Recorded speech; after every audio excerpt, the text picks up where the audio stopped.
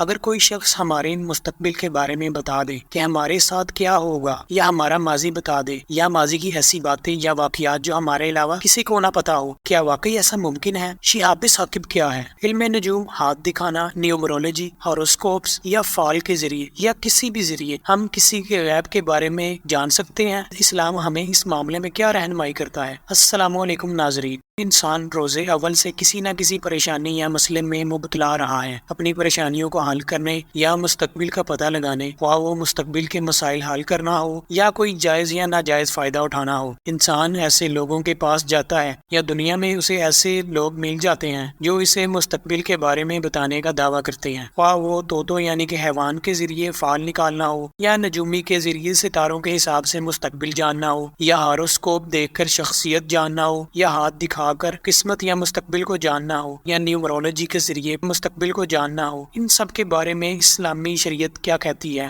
سب سے پہلے تو ہمیں اس بات پر ایمان رکھنا ہوگا کہ غیب اور مستقبل اللہ رب العزت کے علاوہ کوئی نہیں جانتا، چنانچہ ارشاد باری تعالیٰ ہے، قُل لَا يَعْلَمُ مَن فِي السَّمَاوَاتِ وَالْأَرْضِ الْغَيْبَ إِلَّا اللَّهُ، اے نبی کہہ دیجئے کہ جو مخلوق آسمانوں اور زمین میں ہے ان میں سے کوئی بھی غیب کا علم نہیں رکھتا سوائے اللہ تعالیٰ کے۔ اب غیب بتانے والوں کی باتیں سچی کیوں نکل آتی ہیں، اور یہ کیسے اور کتنا غیب جانتے ہیں، اور شریعت نے اس کو جائز کہا ہے یا ناجائز کہا ہے، اور اس کا علم سیکھنا کیسا ہے، یہ سب ہم آپ کو بتانے والے ہیں۔ دراصل جو جادوگر ہیں وہ شیاطین سے کام لیتے ہیں، اور وہ ہمارا ایمان اس طرح لوٹتے ہیں کہ وہ ہمیں ہمارا ماضی بتا دیتے ہیں، اور جب وہ واقعی ہمارے ماضی کے متعلق درست بتاتے ہیں جس کے بارے میں کسی کو نہیں پتا ہوتا تو وہ ہمیں قابو کر لیتے ہیں، اور پھر جب وہ ہمیں ہمارا مستقبل بتاتے ہیں تو ہم سمجھتے ہیں کہ وہ بہت پہنچا ہوا شخص ہے اور اس کی مستقبل بینی بھی درست ہے، حالانکہ انہوں نے ہمارا ماضی ہمذات شیطان سے معلوم کیا ہوتا ہے جو ہمیشہ ہمارے ساتھ رہتا ہے، کیونکہ نبی کریم صلی اللہ علیہ وآلہ وسلم نے فرمایا، ہر انسان کے ساتھ ایک شیطان پیدا ہوتا ہے جو ہمیشہ ہمارے ساتھ رہتا ہے، اور میرا بھی شیطان تھا، لیکن اب وہ مجھے خیر کے علاوہ کچھ نہیں بتاتا۔ اور یہ جادوگر ہمارا مستقبل اس طرح بتاتے ہیں کہ ان کے پاس موجود شیاطین آسمان والے جن شیاطین سے خبر لیتے ہیں کہ مستقبل میں کیا ہونے والا ہے، اور آسمان والے شیاطین جنات آسمان سے کان لگائے رکھتے ہیں، اور فرشتے اللہ کے حکم کو سنتے ہیں، تو شیاطین جنات بھی یہ بات کا ایک حصہ یا اللہ کے حکم کا ایک حصہ سن لیتے ہیں فرشتوں سے، اور جب فرشتوں کو معلوم ہوتا ہے کہ شیاطین نے یہاں سے کچھ حصہ سنا ہے ہماری بات کا، تو وہ ان شیاطین جنات کو دہتے ہوئے انگارے یا شعلے یا کوڑے مارتے ہیں، اور پھر یہ شیاطین جنات بھاگتے ہیں، اور پھر یہ جنات شیاطین زمین والے شیاطین جنات کو چرائی ہوئی خبر دے دیتے ہیں، اور زمین والے جنات آگے جادوگروں کو یہ خبر بتاتے ہیں، مگر یہ مستقبل کی خبر جو جادوگروں نے ان جنات شیاطین سے لی ہوتی ہے، جنات شیاطین اس خبر میں 100 جھوٹ اور ملا کر بتاتے ہیں۔ اس طرح جو جادوگر کوئی مستقبل کی پیش گوئی کرتا ہے کسی کو تو وہ بات سچی نکلتی ہے، تو لوگ اس پر اپنا بھرپور اعتماد کرتے ہیں، حالانکہ جو اس کی باقی پیشن گوئیاں جھوٹی نکلتی ہیں اس پر کوئی توجہ نہیں دیتا۔ اور جو شعلہ فرشتے جنات شیاطین کو آسمانوں پر مارتے ہیں اس کو شہاب ثاقب بھی کہا جاتا ہے۔ سیدنا عبداللہ ابن عباس رضی اللہ عنہ سے روایت ہے، مجھ سے ایک انصاری صحابی نے بیان کیا، وہ رات کو نبی کریم کے ساتھ بیٹھے ہوئے تھے، اتنے میں ایک ستارہ ٹوٹا اور بہت چمکا۔ آپ صلی اللہ علیہ وسلم نے فرمایا، جاہلیت کے زمانے میں کیا کہتے تھے جب ایسا واقعہ ہوتا؟ انہوں نے کہا، اللہ اور اس کا رسول خوب جانتے ہیں، لیکن ہم جاہلیت کے زمانے میں یوں کہتے، آج کی رات کوئی بڑا شخص پیدا ہوا یا مرا ہے۔ نبی کریم نے فرمایا، تارا کسی کے مرنے یا پیدا ہونے کے لیے نہیں ٹوٹتا، لیکن ہمارا مالک جل جلالہ جب کچھ حکم دیتا ہے تو عرش اٹھانے والے فرشتے تسبیح کرتے ہیں، پھر ان کی آواز سن کر ان کے پاس والے آسمان کے فرشتے تسبیح کرتے ہیں، یہاں تک کہ تسبیح کی نوبت دنیا کے آسمان والوں تک پہنچتی ہے، پھر جو عرش اٹھانے والے فرشتوں سے قریب ہیں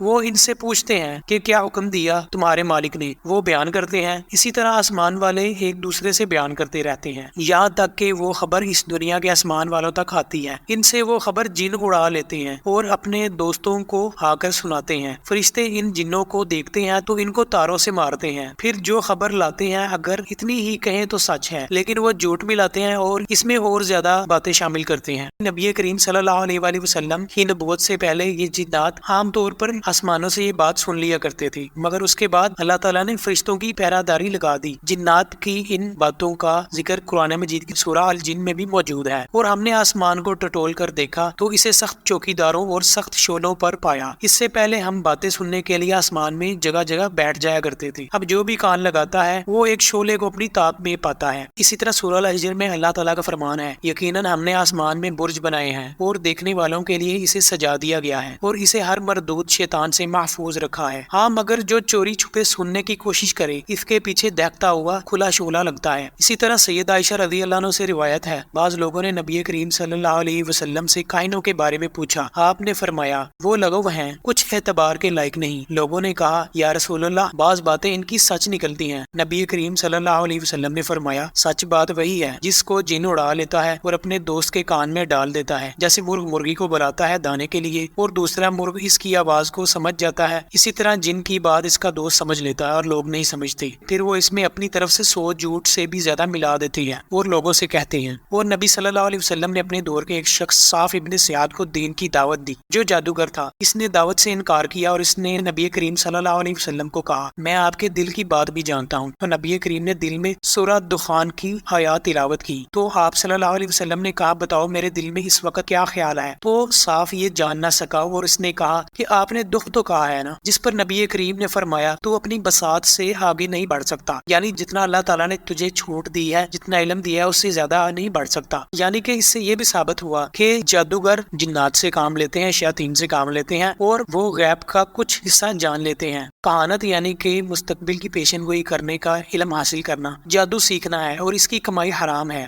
دوسرا یہ کہ غیب کے علم کے متعلق پوچھنا ہی منع اور حرام ہے۔ آج کل یہ لوگ میڈیا پر آتے ہیں اور بہت ہی ہنرمندی اور الفاظ کی چلاکی اور دھیمے لہجے اور نئے انداز سے اپنے علم کے حق ہونے پر دلائل دیتے ہیں، یعنی یہ لوگ پیش گوئیاں کرتے ہیں کہ یہ ہمارے علم کی وجہ سے ہم بتا رہے ہیں، ہم یہ اپنی کیلکولیشن کے ذریعے بتا رہے ہیں، مگر غیب کا علم صرف اللہ کے پاس ہے۔ اور یہ بھی دلائل دیتے ہیں یہ لوگ کہ نیومرولوجی، اسٹرولوجی، پامسٹری باقاعدہ ایک علم ہے اور اس کو حاصل کیا جاتا ہے اور یہ کوئی پیری فقیری والا معاملہ نہیں ہے، جادوگری نہیں۔ میڈیا میں ایسے لوگ بھی آ گئے ہیں آج کل جو کہ اپنی الفاظ کی چلاکی سے ایسی باتیں کرتے ہیں۔ نبی کریم صلی اللہ علیہ وسلم نے فرمایا جس نے علم نجوم میں سے کچھ حاصل کیا اس نے جادو کا ایک حصہ حاصل کر لیا، اور اب جتنا زیادہ علم حاصل کرے گا گویا اتنا ہی زیادہ جادو حاصل کرے گا۔ یعنی ایسے علومہ فنون کو سیکھنا، ان کی ڈگریاں ڈپلوما حاصل کرنے کو جادو کی ایک قسم ہی بتایا گیا ہے۔ ہاں مگر ایسی پیش گوئی کرنا جو کسی بھی فیلڈ کا تجربہ کار شخص اس فیلڈ کے مستقبل کے بارے میں کہے جائز ہے، جیسا کہ صحافی ملک کی ماضی حالات کے تجربے سے مستقبل کی پیش گوئی کرتے ہیں بغیر کسی غیب کے علم کے دعوے کی۔ اسی طرح موسم کی صورتحال بتانا موسمی آلات اور دیگر سائنسی طریقوں کے ذریعے یہ بھی جائز ہے۔ علماء کے اس پر فتاوی بھی موجود ہیں، مگر سائنس اور جدید آلات یعنی ٹیکنالوجی کی کیلکولیشنز اور نیومرولوجی، اسٹرولوجی، پامسٹری اور دیگر غیب کی خبر گیری کرنے میں واضح فرق ہے، جس کو یہ لوگ بہت چالاکی اور ہوشیاری سے اچھے پڑھے لکھے اور باشعور لوگوں کے ذہن کو بھی الجھا دیتے ہیں۔ اسی طرح نیومرولوجی جس میں بتایا جاتا ہے کہ آپ کے لیے فلاں نمبر خوش قسمتی کا ہے یعنی لکی ہے اور آپ کو ان نمبرز کی تاریخ میں فلاں کام نہیں کرنا چاہیے یا فلاں کام کرنا ہے، یا مگر بھی ترقی یافتہ ممالک میں 13 یا 14 نمبر کی منزل نہیں ہوتی اور اسے برا شگون بھی مانا جاتا ہے، یا یہ بھی کہا جاتا ہے کہ آپ کے لیے فلاں رنگ درست نہیں اور فلاں رنگ درست ہے۔ حالانکہ احادیث نبوی کسی بھی مستقبل کی پیش گوئی سننے اور ایسے پیش گوئی کرنے والوں کے پاس جانے کو حرام کہتی ہے، چاہے وہ جادوگری کے ذریعے ہو یا پامسٹری، نیومرولوجی یا فال نکالنے کے ذریعے ہو یا ستاروں کے ذریعے ہو یا کسی بھی طریقے سے ہو۔ چنانچہ نبی کریم صلی اللہ علیہ وسلم نے فرمایا جو شخص عراف یعنی کسی غیب کی خبر دینے والے کے پاس جائے، اس سے کوئی بات پوچھے تو اس کی 40 دن کی نماز قبول نہ ہوگی۔ اور ایک جگہ آپ صلی اللہ علیہ وسلم نے فرمایا کہ جو شخص کسی کاہن کے پاس گیا اور جو اس کاہن نے کہا اس سننے والے نے اس کی تصدیق کی تو وہ ان چیزوں سے بری ہو گیا جو محمد صلی اللہ علیہ وسلم پر نازل کی گئی، یعنی اس نے بھی نبی کریم صلی اللہ علیہ وسلم پر نازل کی گئی شریعت کا انکار کیا۔ زید بن خالد رضی اللہ عنہ کہتے ہیں کہ حدیبیہ کے سال ہم نبی کریم صلی اللہ علیہ وسلم کے ساتھ نکلے، ایک رات کو بارش ہوئی، نبی کریم نے صبح کی نماز پڑھانے کے بعد ہم سے خطاب کیا اور دریافت فرمایا کہ معلوم ہے تمہارے رب نے کیا کہا؟ ہم نے عرض کیا اللہ اور اس کا رسول زیادہ جانتے ہیں۔ آپ نے فرمایا کہ اللہ فرماتا ہے کہ صبح ہوئی تو میرے کچھ بندوں نے اس حالت میں صبح کی کہ ان کا ایمان مجھ پر تھا اور کچھ نے اس حالت میں صبح کی کہ وہ میرا انکار کیے ہوئے تھے، تو جس نے کہا کہ ہم پر یہ بارش اللہ کے رزق، اللہ کی رحمت اور اللہ کے فضل سے ہوئی ہے تو وہ مجھ پر ایمان لانے والا ہے اور ستارے کا انکار کرنے والا ہے، اور جو شخص یہ کہتا ہے کہ بارش فلاں ستارے کی تاثیر سے ہوئی تو وہ ستاروں پر ایمان لانے والا اور میرے ساتھ کفر کرنے والا ہے۔ اسی طرح نبی کریم صلی اللہ علیہ وسلم نے فرمایا میری امت میں جاہلیت کے کاموں میں سے 4 باتیں ہیں، میری امت ان کو ترک نہیں کرے گی، ان میں سے ایک ستاروں کے ذریعے بارش مانگنا ہے، یعنی قسمت یا مستقبل جاننا اور بتانا حرام ہے اور ایسے لوگوں کے پاس جانا بھی حرام ہے، ورنہ آپ کی کئی دنوں کی عبادت اور دعا قبول نہیں ہوگی۔ سیدنا معاویہ بن حاکم سلمی رضی اللہ عنہ سے روایت ہے میں نے عرض کیا یا رسول اللہ بعض کام ہم جاہلیت کے زمانے میں کرتے تھے، ہم کاہنوں کے پاس جایا کرتے تھے، نبی کریم نے کہا اب ان کے پاس مت جاؤ، ہم نے کہا ہم برا شگون لیا کرتے تھے، نبی کریم نے کہا یہ وہ خیال ہے جو تمہارے دل میں گزرتا ہے، لیکن اس خیال کی وجہ سے تم کوئی کام نہ چھوڑنا، یعنی جو برا شگون تم لیتے ہو اس کی وجہ سے تمہارے دل میں کوئی خیال آتا ہے، اس کی وجہ سے اپنا کام نہ چھوڑنا۔ اسی طرح سیدنا عبداللہ ابن عمر سے مروی ہے کہ نبی کریم صلی اللہ علیہ وسلم نے فرمایا جس شخص کو بدشگونی نے کسی کام کرنے سے روک دیا تو وہ سمجھ لے کہ اس نے شرک کیا۔ صحابہ رضی اللہ عنہ نے پوچھا یا رسول اللہ اس کا کفارہ کیا ہے؟ نبی کریم صلی اللہ علیہ وسلم نے فرمایا کہ یوں کہہ لیا کر اللہم لا خیر الا خیرک ولا طیر الا طیرک ولا الہ غیرک، اے اللہ ہر خیر آپ ہی کی ہے، ہر شگون آپ ہی کا ہے اور آپ کے علاوہ کوئی معبود نہیں۔ اسی طرح نبی کریم نے فرمایا کہ ماں کے پیٹ میں ہی جب بچے میں روح پھونک دی جاتی ہے اللہ کے حکم سے، تب سے ہی اس کا رزق، اس کی عمر، اس کا عمل اور اس کی قسمت میں جو اچھا ہونا ہے یا برا ہونا ہے لکھ دیا جاتا ہے۔ عبداللہ ابن عباس کہتے ہیں کہ نبی کریم صلی اللہ علیہ وسلم نے فرمایا یہ بات جان لو کہ اگر ساری امت بھی جمع ہو کر تمہیں کچھ نفع پہنچانا چاہے تو وہ تمہیں اس سے زیادہ کچھ بھی نہیں نفع پہنچا سکتی جو اللہ نے تمہارے لیے لکھ دیا ہے، اور اگر وہ تمہیں کچھ نقصان پہنچانے کے لیے جمع ہو جائے تو اس سے زیادہ کچھ نقصان نہیں پہنچا سکتی جو اللہ نے تمہارے لیے لکھ دیا ہے، یعنی فلاں رنگ نمبر ہمارے لیے اچھا شگون ہے اور فلاں نہیں، ورنہ یہ نقصان ہو جائے گا یا یہ فائدہ ہوگا، اس کا بھی رد ہو گیا ہے۔ اسی طرح ایسے لوگوں کو مستقبل بینی کا پیشہ جتنی جلدی ہو سکے چھوڑ دینا چاہیے یا ان علوم کو حاصل کرنا ترک کر دینا چاہیے اگر انہیں فکر آخرت ہے، ورنہ اگر انسان انہی علوم کے ذریعے کمائی کرتا رہے تو وہ جان لے کہ نبی کریم صلی اللہ علیہ وسلم نے کاہن یعنی کہ مستقبل بینی کرنے والے کی کمائی کھانے سے منع فرمایا ہے۔ اسی طرح ہمارے معاشرے میں طوطوں پرندوں کے ذریعے فال نکالا جاتا ہے، اسی طرح مشرکین عرب تیر کے ذریعے فال نکالا کرتے تھے، چنانچہ سورہ المائدہ میں آیت نمبر 3 میں ہے اور یہ بھی کہ قرہ کے تیروں کے ذریعے فال گری ہو یہ سب بدترین گناہ ہیں۔ جب نبی کریم صلی اللہ علیہ وسلم خانہ کعبہ میں داخل ہوئے تو وہاں پر رکھی گئی ابراہیم اور اسماعیل علیہ السلام کی تصویریں جس میں ان کے ہاتھوں پر فال کے تیر تھے، آپ صلی اللہ علیہ وسلم نے نکلوا دی اور کہا کہ اللہ انہیں ہلاک کرے، اللہ کی قسم ان دونوں ہستیوں نے کبھی فال نہیں نکالا۔ بدشگونی کو نبی کریم صلی اللہ علیہ وسلم نے شرک بھی کہا ہے۔ ایک مرتبہ جب جریر رضی اللہ عنہ یمن پہنچے تو وہاں ایک شخص تھا جو تیروں سے فال نکالا کرتا تھا، اس سے کسی نے کہا نبی کریم کے ایلچی یہاں آ گئے ہیں، اگر انہوں نے تمہیں پا لیا تمہاری گردن مار دیں گے۔ بیان کیا گیا کہ ابھی وہ فال نکال ہی رہے تھے کہ جریر رضی اللہ عنہ وہاں پہنچ گئے، آپ نے اس سے فرمایا کہ یہ فال کے تیر توڑ کر کلمہ پڑھ لو ورنہ میں تیری گردن مار دوں گا۔ راوی نے کہا کہ اس شخص نے تیر وغیرہ توڑ ڈالے اور کلمہ ایمان کی گواہی دے دی۔ اسی طرح ہمارے معاشرے میں بڑی عمر کی کم